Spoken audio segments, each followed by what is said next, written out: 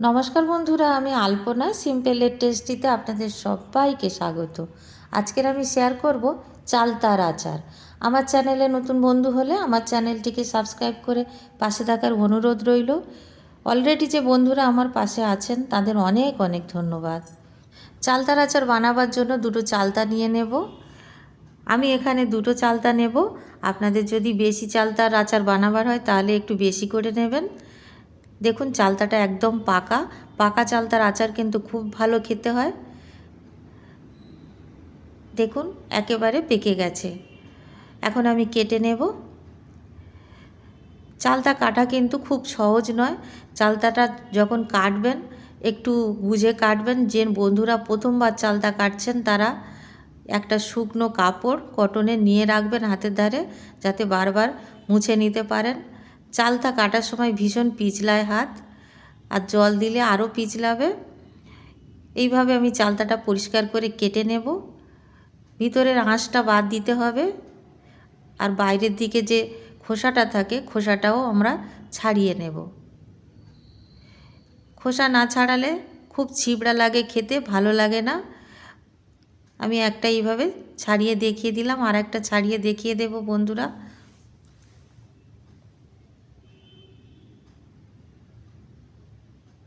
যারা চালতা কাটেন তারা জানেন, কিন্তু যারা কাটেন না তাদের পক্ষে একটু অসুবিধা হতে পারে। সাবধানে কাটবেন। এইভাবে আমি সবগুলো কেটে আপনাদের সামনে আসছি। সব চালতাগুলো কেটে নিয়েছি, এইভাবে ছাড়িয়ে পরিষ্কার করে নিয়েছি। আর জল ছাড়া রাখলে এরকম ব্রাউন কালার এসে যায়, সেই জন্য আমি জল দিয়ে দেব। জল দিয়ে খুব ভালো করে ধুয়ে নেব। দুবার জল বদলে ধুয়ে নিতে হবে। আমি দুবার জল বদলে ধুয়ে নিলাম।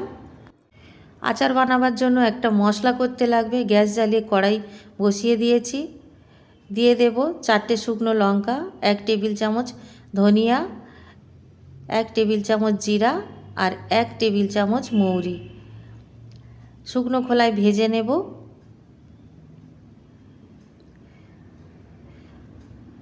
লো টু মিডিয়াম আঁচে রেখে আমি মশলাটা ভাজছি।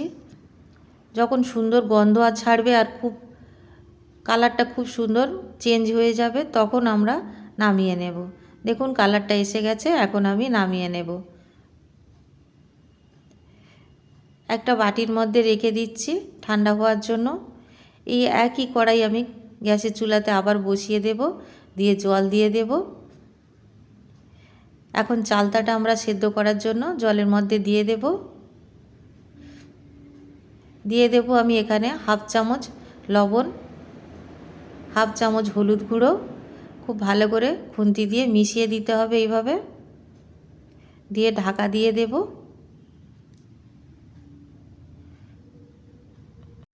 ততক্ষণে আমি মশলাটা ঠান্ডা হয়ে গেছে, মিক্সার জারে দিয়ে গ্রাইন্ড করে নেব। আমরা খুব মিহি করে গুঁড়ো করব না, একটু দানা দানা থাকবে তেমন মতো গুঁড়ো করে নেব। দেখুন এরকম দেখতে লাগবে। এটাই পারফেক্ট গুঁড়ো হয়েছে। আচারের জন্য বেশি মিহি গুঁড়ো হলে ভালো হয় না, আচারের জন্য একটু দানা দানা রাখতে হয়। আমি এখানে শিলের মধ্যে নিয়ে নিয়েছি 1 টেবিল চামচ সর্ষে। আমি এখানে হলুদ সর্ষে নিয়েছি, আপনারা চাইলে ব্রাউন সর্ষেগুলোও নিতে পারেন। ভিনিগার দিয়ে বেটে নেব। 2 টেবিল চামচ ভিনিগার আমি এখানে নিয়েছি। একটু একটু করে ভিনিগার ঢেলে বেটে নেব। ভিনিগার দিয়ে বাটলে আচারটা অনেক দিন বেশি ভালো থাকবে, নষ্ট হবে না। সেই জন্য আমি ভিনিগার দিয়ে বাটছি। আচারে যত জল কম থাকবে তত ভালো, সেই জন্য জল দিয়ে আর বাটলাম না। এখন আমার সর্ষেটা বাটা হয়ে গেছে, তুলে নেব।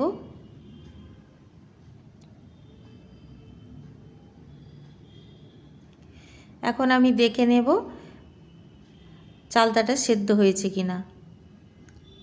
চালতাটা আমি খুব বেশি সেদ্ধ করব না, 70% মতো সেদ্ধ করে নিলে হবে। দেখুন বন্ধুরা অনেকটা সেদ্ধ হয়ে গেছে। এখন আমি নামিয়ে একটা স্ট্রেনারে দিয়ে এইভাবে ছেঁকে নেব। ছেঁকে এইভাবে জল ঝরতে দিয়ে দেব। আর হাত দেওয়ার মতো যদি ঠান্ডা হয়ে যায় তখন নিয়ে শিলের মধ্যে দিয়ে থেঁতো করে নিতে হবে। হালকা হালকাভাবে থেঁতো করতে হবে, মানে এমনটা থেঁতো করতে হবে যে যাতে ছেড়ে ছেড়ে না যায়, এইভাবে থেঁতো করে নেব। আরও দুটো নিয়ে আমি দেখাচ্ছি কিভাবে আমি থেঁতো করছি। দেখুন বন্ধুরা, এমনভাবে আমি থেঁতো করে সবগুলো রেডি করে নেব। এখন আমার সবগুলো থেঁতো করা হয়ে গেছে। দেখুন, আমি এখন গ্যাস জ্বালিয়ে কড়াই বসিয়ে দিয়েছি। 1 টেবিল চামচ সরষের তেল দিয়েছি। তেলের মধ্যে দিয়ে দেব একটা তেজপাতা ছিঁড়ে দিয়ে দিলাম, 3টে শুকনো লঙ্কা দিলাম, 1 চায়ের চামচ 5 ফোড়ন দিলাম। একটু নাড়াচাড়া করে নেব। মিডিয়াম আঁচে আমি ফোড়নটা দিলাম যাতে ফোড়নটা খুব ভালোভাবে ভাজা হয় আর পুড়ে না যায়। এখন আমি দিয়ে দিলাম থেঁতো করা চালতাটা খুব ভালো করে নাড়াচাড়া করে নেব। 1 মিনিট মতো নাড়াচাড়া করতে হবে। তারপরে আমি কালার হওয়ার জন্য দিয়ে দেব কাশ্মীরি লঙ্কার গুঁড়ো 1 চায়ের চামচ। আপনারা চাইলে ফুড কালার ব্যবহার করতে পারেন। আমি ফুড কালারটাকে অ্যাভয়েড করেছি, সেজন্য আমি কাশ্মীরি লঙ্কার গুঁড়ো দিয়ে দিলাম, সুন্দর কালার আসবে। খুব ভালো করে নাড়াচাড়া করে নেব। 1 মিনিট মতো আমি নাড়াচাড়া করে নিয়েছি আর মিডিয়াম আঁচে আমি নাড়াচাড়া করছি। এখন আমি এখানে আখের গুড় দিয়ে দেব 150 গ্রাম। এখানে পুরোটা আমার 200 গ্রাম গুড় আছে, আমি এর থেকে 150 গ্রাম গুড় দিয়ে দেব। আমি কিছুটা গুড় দিয়ে একটু নাড়াচাড়া করে নিলাম যাতে পুড়ে না যায়, আরও একটু দিয়ে দেব। দেখুন বন্ধুরা, এতটা রেখে দিয়েছি, 200 গ্রামের থেকে 50 গ্রাম মতো রেখে দিয়েছি। খুব মিষ্টি পছন্দ করলে 200 গ্রাম পুরো দিতে পারেন। খুব ভালো করে নাড়াচাড়া করে মিশিয়ে নিতে হবে। আর আমি দিয়ে দেব সর্ষে বেটে রেখেছিলাম, যেটা দিয়ে দিলাম। আবারও একটু নাড়াচাড়া করব।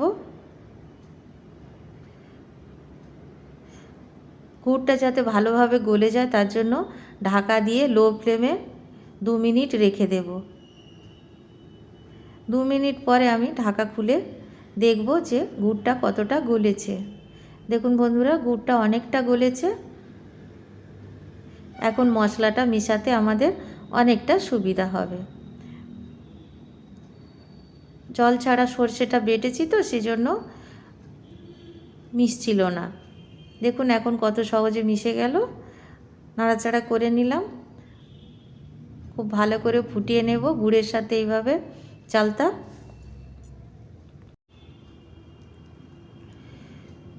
খুব বেশি শুকনো করব না, একটু রেখে দিতে হবে, গুড়টা একটু রসা রসা ভাব রেখে দিতে হবে। মশলা দিলে আবার অনেকটা শুকিয়ে যাবে। দিয়ে দেব আমি এখানে ভেজে রাখা মশলা 4 চায়ের চামচ।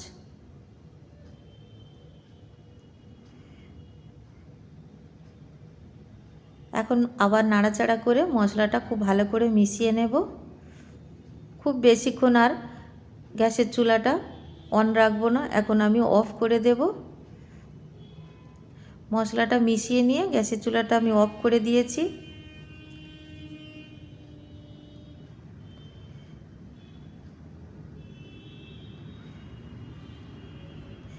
এখন একদম শুকিয়ে গেছে দেখুন বন্ধুরা। এখন আমি নামিয়ে নেব। দেখুন একদম আর বেশি গুড়টা রসা রসা নেই, বাকিটা এমনিতেই ঠান্ডা হওয়ার সাথে সাথে শুকিয়ে যাবে। এখন নামিয়ে একটা থালার মধ্যে ঠান্ডা হতে দেব।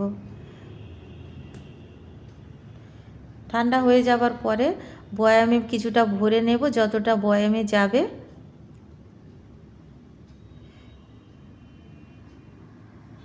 পাঁচশো গ্রামের বয়াম, এটা যতটা যাবে ততটা দিয়ে দেব আমি। তারপরে আমি অন্য পাত্রে রেখে দেব।